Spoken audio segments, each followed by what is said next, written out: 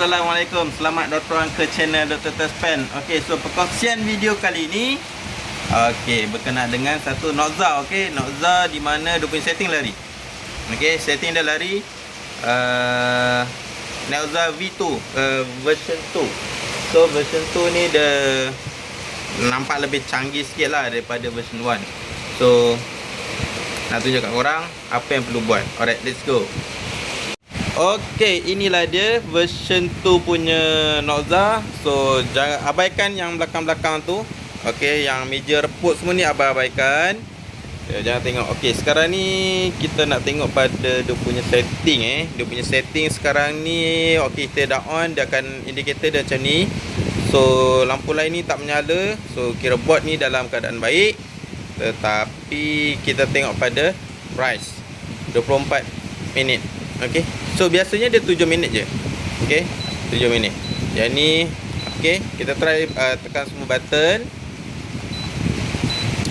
Okey, so semua button berfungsi dengan baik. Okey. Semua berfungsi dengan baik. So kita biarkan dulu.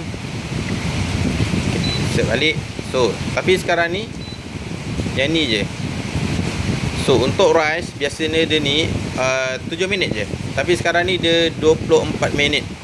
So takkan kita nak touchdown macam ni kan. So tak perlu. Apa yang perlu buat adalah reset dia balik kosong. Macam ni. Tekan 2 ni sampai dia bunyi titit. Okay, tekan sampai bunyi titit. Lepas tu dia ok balik lah. Right, so kita tekan 2 serentak serentak. Okey. Sekarang kita tengok yang ni. Nampak? Dia dah back to normal punya setting. Okey. So jadi macam ni dia tak ada masalah lah. So korang akan masak ke macam mana ikut setting yang dah ni. Tapi kalau korang rasa bila masak nasi 7 minit ni kurang, okey, bila kurang tambahlah sikit. Macam ni. Tambah nak 10 minit. Macam tu lah. Tapi dia dah set kepada original setting pada Noxa ni. Okay. So yang ni dia punya program. Kita dah setting elok. Price. Okay, yang lain semua ni dah okay lah.